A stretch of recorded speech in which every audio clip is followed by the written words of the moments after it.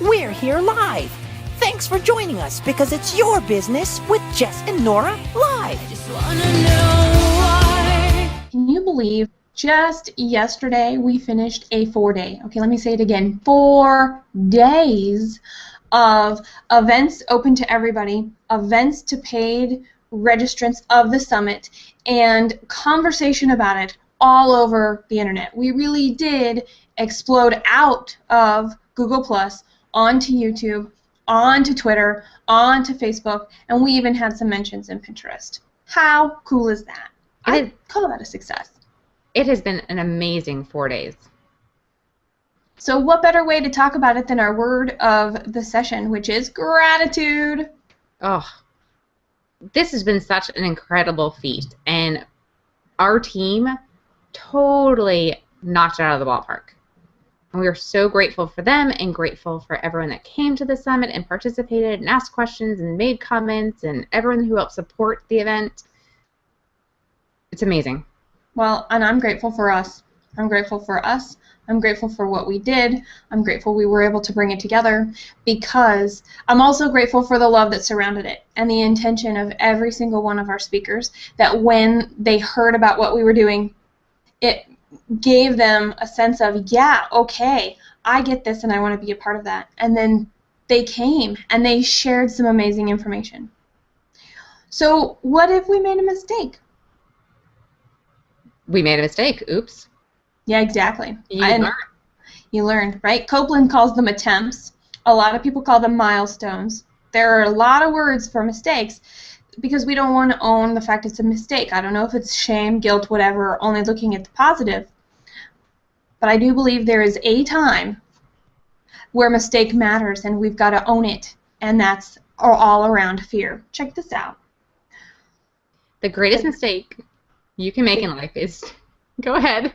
No, I'm like, please read, because it's backwards to me.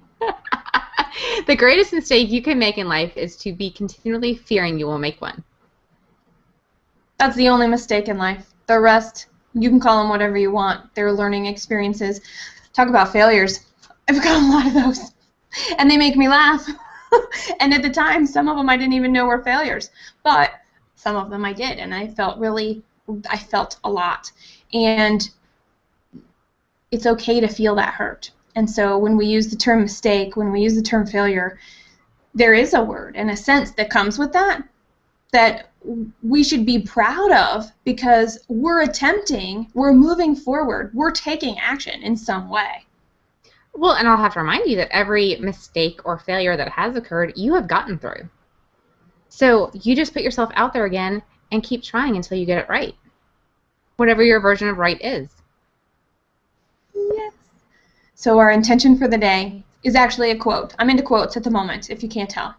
The future belongs to those who believe in the power of their dreams. Excuse me, in the beauty of their dreams. I do believe that could be interchangeable. Thank you, Eleanor Roosevelt. Oh, holy moly. Thank you, Eleanor Roosevelt. Can you tell it was a 4-day event and we probably need some sleep?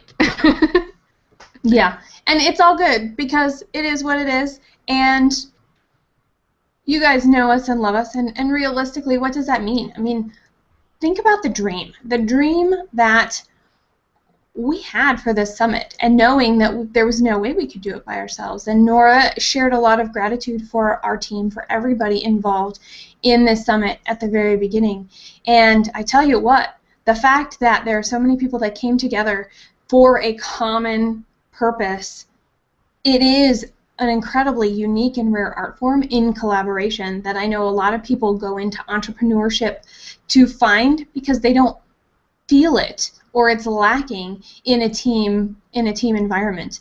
And in a team environment, you can make that change. You can bring that gratitude. You can bring that energy towards something so that your team can have that collaborative feel that might be missing and that you might be yearning for. And we have learned so much from all of our team members on how to execute things, create strategies, implement that, I mean, we're brilliant on our own, but together, this amazing, beautiful thing was able to launch. Mm-hmm. The sparkle, the art that everybody brought to the table, any bump unexpected thing. We were there to cover the hole really fast, grab you by the hand before you fell all the way in the hole, whatever the case, whatever the case was.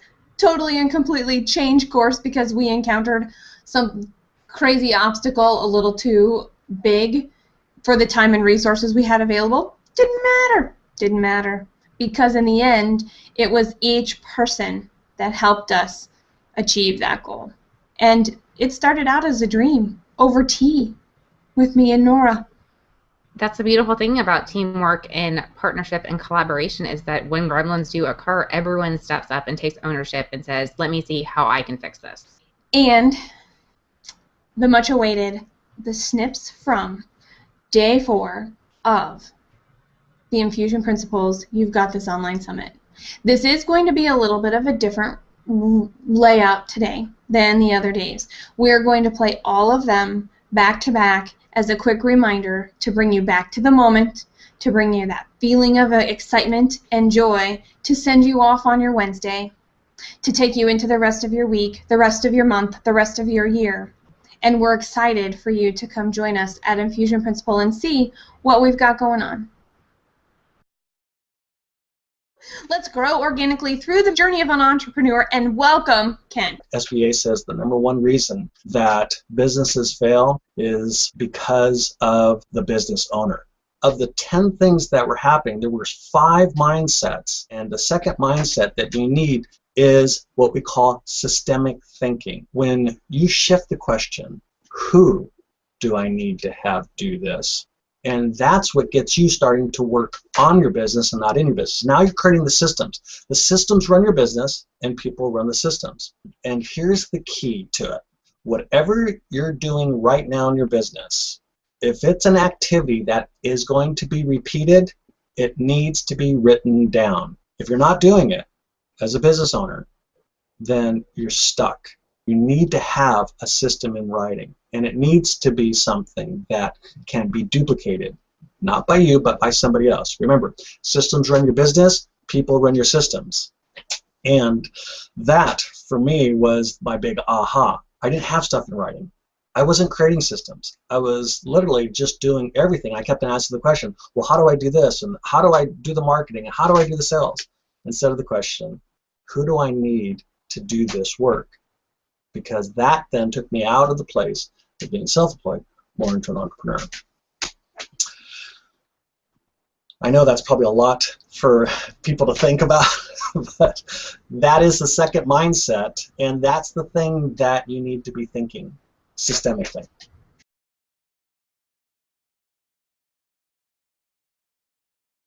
Someone near and dear to me had been writing a grateful email, and I was blind copied on it for the past almost 5 years.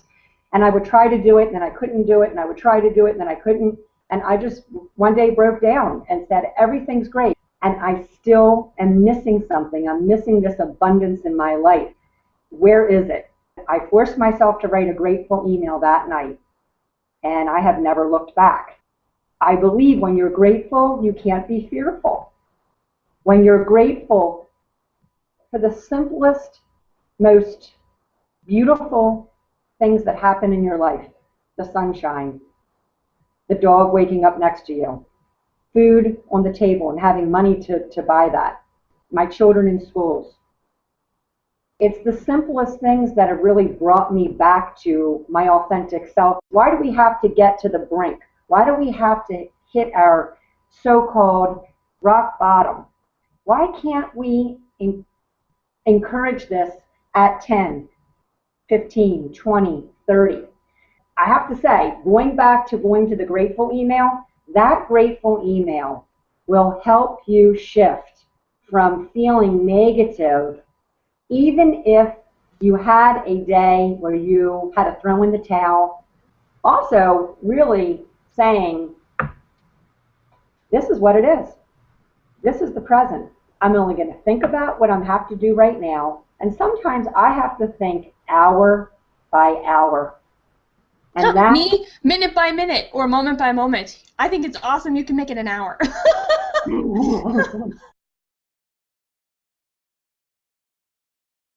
The path to profitability lies through the customer. the only way to get there, okay? And you really need to understand that in this economy. At the same time, hey, I run a small business. I have to produce results. I can't just say to people that I owe money to, well, I'm sorry, I'm really working on the customer experience.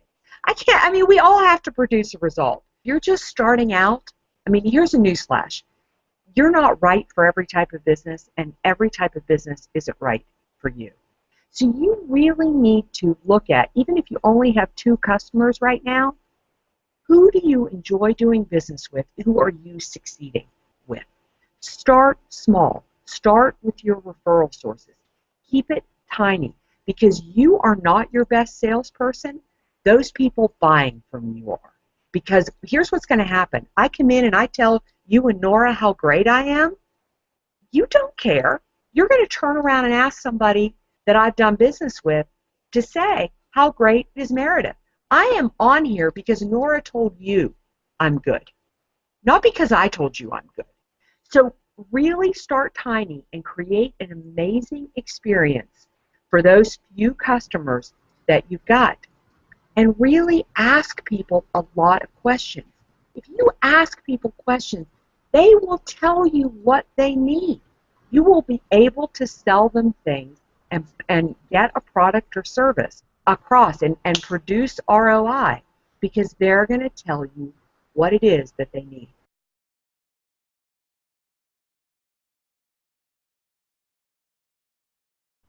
You've got to take bold action! This is the scariest one of all. You're in a conference and there's a CEO up on the stage and you have the perfect solution for his problems.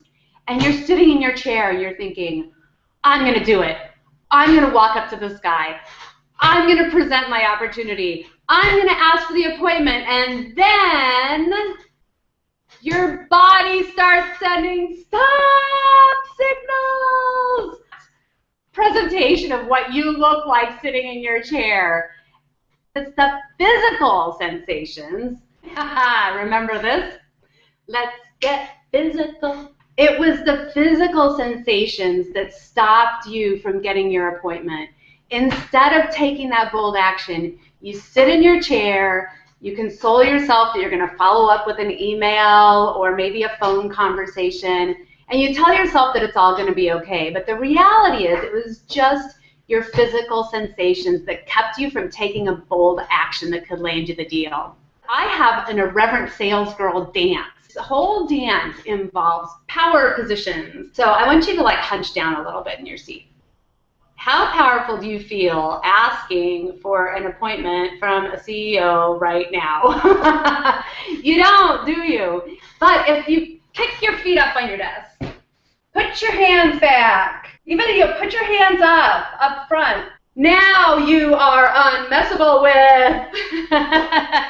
And all you had to do was change the physical posture. You know, give yourself a minute when you get out of the car to just look up. Be strong, be bold, hold your arms out. It's grateful for what the universe is bringing to you. You have the experience that the sun is shining on your face and you're completely blessed. And you will go into that appointment looking fresh, renewed, invigorated. And there you have it. Energy, love, excitement, all wrapped up in these little snippets for you as a gift of gratitude from Nora and myself for helping us achieve our dream and participating along its journey. Find out about Infusion Principle, your advisory board, and stay in touch with us on social media in addition to visiting our website at infusionprinciple.com. Thank you.